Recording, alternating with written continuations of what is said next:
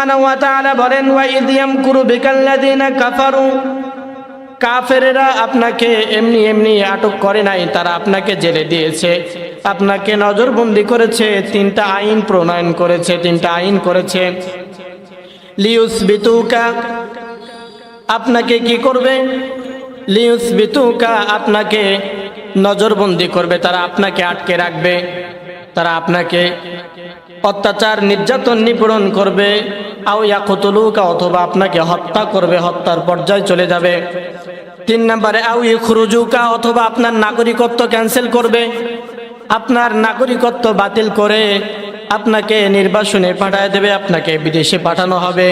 এই তিনটা আইন তারা করেছে। কিন্তু আল্লাহ তাআলা বলেন, ওয়ায়ামকুরুনা ওয়ায়ামকুরুল্লাহ, তারা আপনার বিরুদ্ধে তিনটা ষড়যন্ত্র করেছে, তাদের ষড়যন্ত্রের বিপরীতে আমাকারু আমাকারাল্লাহ, আল্লাহ তাআলা বলেন আমি আল্লাহ তাআলা কৌশল অবলম্বন করলাম। সুবহানাল্লাহি ওয়া বিহামদি। তারা ষড়যন্ত্র লিপ্ত হয়েছে, ষড়যন্ত্র করেছে, আর আমি তাদের ষড়যন্ত্রের বিপরীতে কৌশল অবলম্বন করলাম। আপনাকে কেউ কিচ্ছু করতে পারবে না, আমি রয়েছি আপনার সাথে। সুবহানাল্লাহি ওয়া বিহামদি। শিহাবে আবু তালিব নামক জেলখানায় নবুয়াতের 7ম বছর থেকে শুরু করে, নবুয়াতের 7ম বছর থেকে শুরু করে 10ম বছর পর্যন্ত তারা আটকে রেখেছিল। তারা আটকে রেখেছিল আল্লাহর হাবিব সাল্লাল্লাহু আলাইহি ওয়াসাল্লামকে। আল্লাহর হাবিব সাল্লাল্লাহু আলাইহি ওয়াসাল্লামের সাথে 53 জন সাহাবী ছিলেন, 2 জন ছিল শিশু আর 7 জন ছিল মহিলা। আল্লাহর হাবিব সাল্লাল্লাহু আলাইহি ওয়াসাল্লাম 53 জন সাথীদেরকে নিয়ে শিহাবে আবু তালিব নামক জেলখানার মধ্যে আটক ছিলেন। এমন একটা সময় পার করেছে, প্রথম বছর প্রধান উপদেষ্টা ছিল হিশাম ইবনে আমর। তার কাছ থেকে পরামর্শ নিয়েছে, আমরা মুহাম্মদকে নজরবন্দি করতে চাচ্ছি। উনি অনুমতি দিলেন। অনুমতি দেওয়ার পরে, নজরবন্দি করার পরে প্রথম বছর পার হয়ে যায়। দ্বিতীয় বছর মুহাম্মদ সাল্লাল্লাহু আলাইহি ওয়াসাল্লামের সাথে যারা দেখা করতে আসে, যারা খাবার দিতে আসে, যারা জিনিসপত্র নিয়ে দেখা করার জন্য আসে, তাদের সহ আটক করে রাখে, কাউকে দেখা করতে আর দেয় না। এমন সময় পার করতে করতে খাবার যখন দিল, জেল কোড নিয়ম অনুযায়ী কিছু খাবারের ব্যবস্থা করা হয়েছিল, সে খাবারও তারা বন্ধ করে দিয়েছে। আল্লাহ হাবিব সাল্লাল্লাহু আলাইহি ওয়াসাল্লাম বলেন, ক্ষুধার যন্ত্রণায় এমন একটা সময় আমি পার করেছি আমার সাথীদেরকে নিয়ে, আমি গাছের পাতা চিবিয়ে চিবিয়ে খেয়েছি, রস খেয়েছি, পানি নাই। এমন একটা সময় গিয়েছে আমাদের সকলের বাথরুম এমন অবস্থা হয়েছে, গরু ছাগলের বাথরুম যেমন হয় ওই অবস্থায় হয়ে গেছে, শক্ত। কারো কারো তো পানির অভাবে প্রস্রাব হয় না, প্রস্রাবের সাথে ব্লিডিং হয়, রক্ত প্রবাহিত হয়। এমন কষ্টের ভিতরে আমি সেখানে জীবন যাপন করেছি। আল্লাহর হাবিব সাল্লাল্লাহু আলাইহি ওয়াসাল্লামের এই পরিস্থিতি দেখে আবু জেহেলের প্রধান উপদেষ্টা ছিল হিশাম ইবনে আমর, সে চিন্তায় মগ্ন হয়ে গেলেন। 82 বছরের বৃদ্ধা, উনি চিন্তা করতেছেন যে মুহাম্মদ সাল্লাল্লাহু আলাইহি ওয়াসাল্লামকে যে আটকে রেখেছিল, আমি বললাম আবু জেহেলকে যে তারা আমাদের দেশের মানুষ, তারা আমাদের ধর্মের না হোক, তারা আল্লাহ তাআলার দিকে দাওয়াত দেয়, সে কিন্তু সত্যবাদী, আল আমিন, সে তো ভালো কথা বলে, সে আমাদের জাতির গর্ব, সে আমাদের জাতির অহংকার। আল্লাহর হাবিব সাল্লাল্লাহু আলাইহি ওয়াসাল্লাম, সমস্ত সাহাবীরা আকাশের তারার মতো যাদের সম্মান মর্যাদা যেমন উজ্জ্বল, এই মানুষগুলো, দুনিয়ার সমস্ত ভালো মানুষগুলো জেলখানায়, আর দুর্নীতিবাজরা, চাঁদাবাজরা, দালালরা দেশের শাসক হয়ে দেশ পরিচালনা করে। আবু জেহেল চিন্তা করলো যে মুহাম্মদ সহ যদি কাউকে যদি জেল থেকে বের করে দেওয়া হয়, এই একজনের নেতৃত্বে সমস্ত মক্কার মানুষ একত্রিত হয়ে সমানে পিটিয়ে আপনাকে সহ আমাদেরকে দেশ ত্যাগ করবে, সমানে পিটিয়ে। কারণ আমরা বিধবার মাল লুট করেছি, আমরা এতিমের মালকে ভক্ষণ করেছি, আমরা রডের জায়গায় বাঁশ ঢুকিয়েছি, এমন অত্যাচার নির্যাতন নিপীড়ন আমরা চালিয়েছি। তারা যদি একজনকে ছেড়ে দেওয়া হয়, তারা একজনের নেতৃত্বে ঐক্যবদ্ধ হয়ে সমানে পিটিয়ে আপনাকে আমাকে দেশ ছাড়া করবে। এই ভয় জালিমদের অন্তরে সব সময়ের জন্য থাকে। আল্লাহ সুবহানাহু ওয়া তাআলা যখন বললেন নবীকে, তারা ষড়যন্ত্র করেছে আপনাকে জেল দেওয়ার জন্য, 3টা আইন পাশ করেছে, কিন্তু তাদের ষড়যন্ত্রের বিরুদ্ধে বিপরীতে আমি আল্লাহ তাআলা কৌশল অবলম্বন করেছি। আল্লাহ তাআলা কৌশল অবলম্বন করেছে। নবী আপনার ভয়ও নেই, কোনো চিন্তাও নেই, আমি আছি আপনার সাথে। কারণ ওয়ামা আরসালনাকা ইল্লা রাহমাতাল লিল আলামিন, আপনাকে রহমত স্বরূপ পাঠানো হয়েছে। সুবহানাল্লাহ। তামাম বিশ্বের মাখলুকাতের জন্য আপনি রহমত। ইমাম হিশাম ইবনে আমর চিন্তা করলো, মুহাম্মদকে যদি না ছাড়ানো যায়, উনি চিন্তায় মগ্ন হয়েছে। ওনার স্ত্রী বলতেছে, আপনি দীর্ঘদিন যাবৎ খাওয়া দাওয়া করেন না, আপনি বৃদ্ধ মানুষ, ঘুম নাই। বলেন তো, একজন 82 বছরের বৃদ্ধ মানুষ যদি খাওয়া দাওয়া না করে, যদি এই মানুষটা যদি ঠিকঠাক মতন না ঘুমায়, ওই মানুষটার শারীরিক অবস্থা কেমন হতে পারে? শারীরিক অবস্থা খুবই খারাপ। ওনার চিন্তা হয় মুহাম্মদ সাল্লাল্লাহু আলাইহি ওয়াসাল্লামকে যতক্ষণ না বের করবে, ওনার মনের ভিতরে উনি তৃপ্তি পায় না। কেমন উপদেশটা সেই সময় ছিল! এরা কিন্তু যেমন তেমন মানুষ না, সব থেকে বড় বড় কাফের। আবু জেহেলের উপদেশটা তাহলে বলেন কেমন কাফের! এরপরেও তারা চিন্তা করতেছে কেমন লেভেলের। আর আজকে আপনার আমার সমাজে বুদ্ধিজীবী থাকে, এমন বুদ্ধিজীবী কি আমাদের দেশে ছিল না? আমার দেশে কি এমন বুদ্ধিজীবীদের অবস্থান নাই, যারা এই সমস্ত ওলামায়ে কেরামদের, সাধারণ মানুষদের, ভালো ভালো মানুষরা জেলের ভিতরে জালিমের কারা প্রকোষ্ঠে যারা অন্ধকারচ্ছন্ন জীবনযাপন করে, পরিবার পরিজন ছাড়া, তাদেরকে যারা অন্যায়ভাবে নির্যাতন নিপীড়ন চালিয়েছে, এমন উপদেশটাকে পরামর্শ দেওয়ার মতো ছিল না? আপনার কি বিবেক ছিল না? আপনার বিবেককে যদি আপনি কাজে লাগান, আল্লাহ তাআলার দরবারে আপনাকে অবশ্যই জিজ্ঞাসিত হতে হবে। আল্লাহ তাআলা সেদিন আপনাকে প্রশ্ন করবে। প্রিয় ভাইরা আমার, এবার হিশাম ইবনে আমর চিন্তা করলো, স্ত্রীর কাছ থেকে বিদায় নিয়েছে। স্ত্রীর কাছ থেকে বিদায় নেওয়ার পরে একজনের কাছে গেল। জুহাইর ইবনে আবু উমাইয়া ছিল তার নাম। জুহাইর ইবনে আবু উমাইয়ার পরিচয় আমি দেই। জুহাইর ইবনে আবু উমাইয়া হলো এমন একজন লোক যে কিনা অর্থনৈতিক দালালি করে সব সময়ের জন্য। অমুক জায়গায় একটা সেতু হচ্ছে, ওইখান থেকে চাঁদা তুলে নিয়ে আসো, আমাকে 10,000 দিবা, বাকি যা নিতে পারো বাকি তোমার। এমন কুত্তা নেতারা পালে না অনেক সময় আমাদের দেশে, আমাদের সমাজে আছে এমন মানুষ, দালালি করার মতো। এরকম অর্থনৈতিক দালালি করত। আল্লাহর হাবিব সাল্লাল্লাহু আলাইহি ওয়াসাল্লাম 5 জন নারীর দুধ পান করেছে, 5 জন নারীর। তার ভিতরে একজন হচ্ছে হালিমাতুস সাদিয়া, আরেকজন হচ্ছে হালিমাতুস সাদিয়া রাদিয়াল্লাহু তাআলা আনহার বোন, জুহাইর ইবনে আবু উমাইয়ার আম্মা। হালিমাতুস সাদিয়া রাদিয়াল্লাহু তাআলা আনহা একদিন অসুস্থ ছিলেন। ওনার বোন বাড়িতে এসেছিল বেড়ানোর জন্য। তখন বললেন, বোন তুমি তো আমার বাসায় এসেছো, আমি তো দীর্ঘদিন যাবৎ অসুস্থ অবস্থায় রয়েছি, তুমি যদি কিছু না মনে করো, আমার শিশু মোহাম্মদকে তুমি, আমি যতদিন সুস্থ না হই, তুমি যতদিন থাকো, তাকে একটু দুধ পান করায়ও। অতএব আল্লাহর হাবিব সাল্লাল্লাহু আলাইহি ওয়াসাল্লাম খেয়াল করবেন, আল্লাহর হাবিব সাল্লাল্লাহু আলাইহি ওয়াসাল্লাম জুহাইর ইবনে আবু উমাইয়ার প্রকান্ডান্তরে দুধ ভাই। জুহাইর ইবনে আবু উমাইয়ার আম্মা যখন শুনল আল্লাহ রাসূল সাল্লাল্লাহু আলাইহি ওয়াসাল্লাম শিহাবে আবু তালিব নামক জেলখানায় বন্দী রয়েছে এবং আবু জেহেল অত্যন্ত অত্যাচার, নির্যাতন, নিপীড়ন চালাচ্ছে, খেতে দেয় না।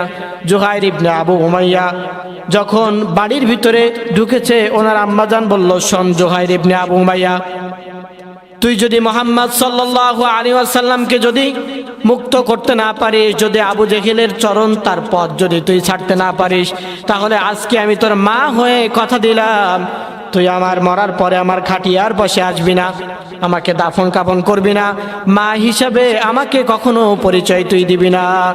কারণ মুহাম্মদ সাল্লাল্লাহু আলাইহি ওয়াসাল্লাম তোর দুধ ভাই, তোকে আমি এক কোলে নিয়েছি, মুহাম্মদকেও আমি এক কোলে নিয়েছি, অতএব সে তোর দুধ ভাই। আবু জেহেলের চরণে থাকার পরে এমন অত্যাচার, নির্যাতন, নিপীড়ন তুই দেখেও কিছু করতে পারিস না। মুহাম্মদ সাল্লাল্লাহু আলাইহি ওয়াসাল্লাম আমাকে এমন সুমিষ্ট ভাষায় আমাকে ডাক দিত, উম্মি উম্মি বলে আমাকে যখন ডাক দিত, আমার অন্তর জুড়িয়ে যেত। তার গায়ের গন্ধ আমি যেই গন্ধ পেয়েছি, জান্নাতি গন্ধ এখনো আমার নাকের ভিতরে সেই সুঘ্রাণ মাঝে মাঝে ভেসে ওঠে। অতএব মুহাম্মদ সাল্লাল্লাহু আলাইহি ওয়াসাল্লামকে তুই যদি ছাড়িয়ে আনতে না পারস, তাহলে তুই আজকে থেকে আমাকে মা বলে ডাকবি না। জুহাইর ইবনে আবু উমাইয়ার মা এই কথা বলল। এবার হিশাম ইবনে আমর জুহাইর ইবনে আবু উমাইয়ার কাছে গেল।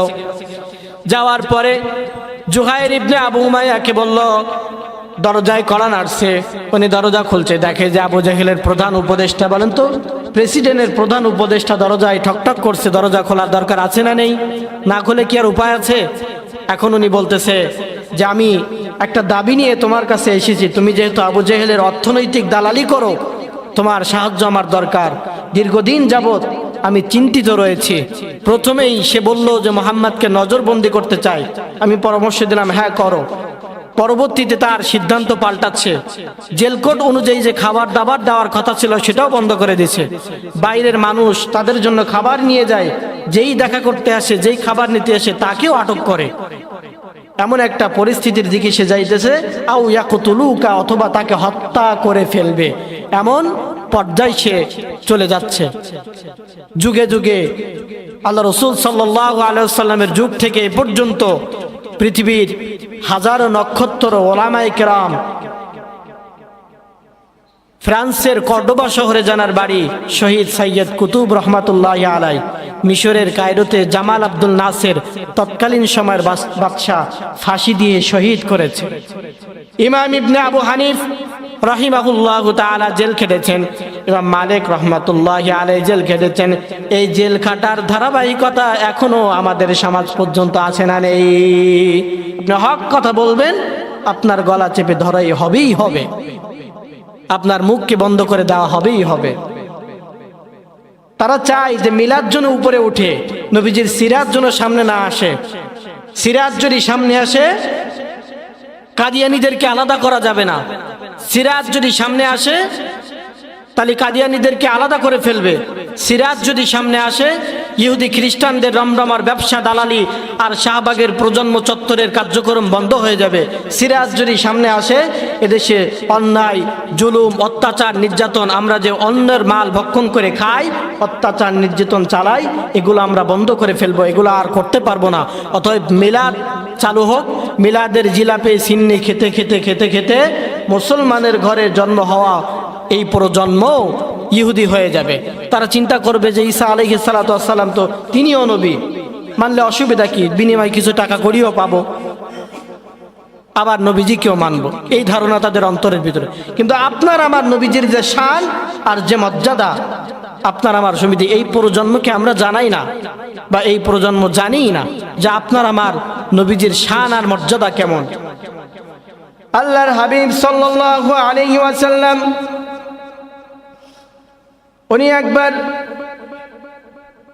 আল্লাহর হাবিব সাল্লাল্লাহু আলাইহি ওয়াসাল্লাম হাদিসে নববীর মধ্যে বলেন, আদ-দীনু হুমুন নাসিহাত, তাদের দিন ধর্ম জীবন ব্যবস্থা ছিল কল্যাণ কামনা করা। এক ভাই আরেক ভাইয়ের জন্য কল্যাণ কামনা করে, কখনো কারোর জন্য দুষ্ট চিন্তা করে না। আর আজকে আপনার আমার সমাজে বড় ভাইয়ের সাথে ছোট ভাইয়ের এমন মনোমালিন্য তৈরি হয়েছে, বড় ভাই মেয়েকে বিবাহ দেয়, ছোট ভাই সেই বিয়েতে দাওয়াত পায় না, বাধ্য হয়ে চক্ষু লজ্জার খাতিরে মুখ ঢেকে অন্যর বাসায় যে আশ্রয় নেয় কি নেয় না, অন্যর বাসায় যে নিজের আত্মসম্মান বোধগুলো লুকায়িত রাখে। কারণ আপনার আমার দিন তো একজন আরেকজনের জন্য কল্যাণ কামনা নয়। তাদের দিন ধর্ম জীবন ব্যবস্থা ছিল কল্যাণ কামনা করা।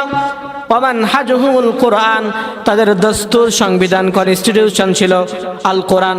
কোরআন যা বলতো তা তারা মানত, কোরআন যা যারা নিষেধ করত তা তারা কোশ্চিন কালেও করতো না।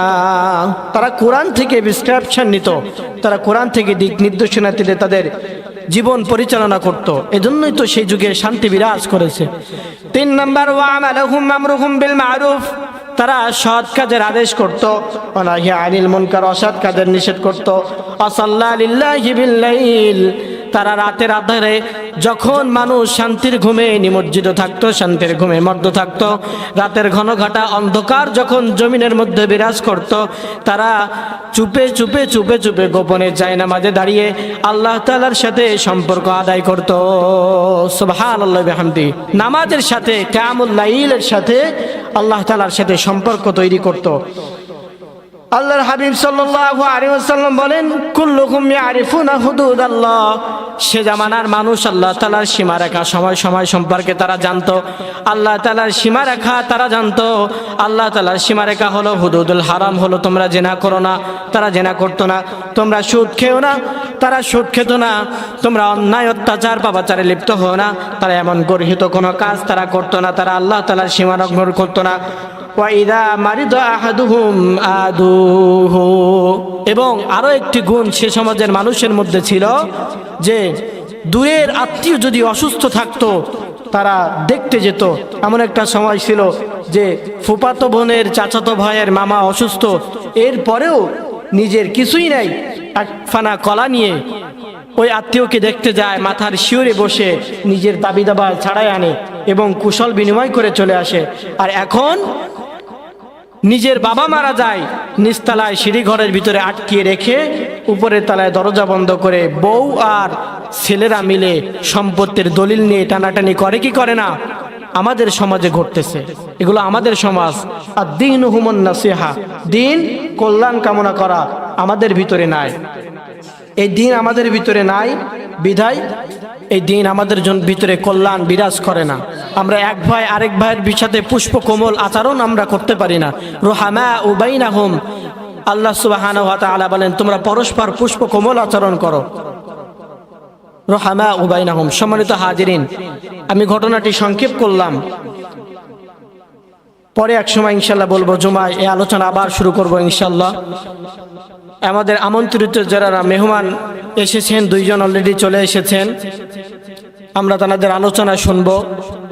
প্রিয় বন্ধু, আমার ভাই হাফেজ মাওলানা আনোয়ার হুসাইন সাইফি, আপনাদের অনেক পরিচিত, গয়েশপুর হাফেজিয়া মাদ্রাসা মসজিদের খতিব এবং মাদ্রাসার প্রধান শিক্ষক হিসেবে দীর্ঘদিন যাবত সম্মানের সাথে দায়িত্ব পালন অবস্থায় রয়েছেন।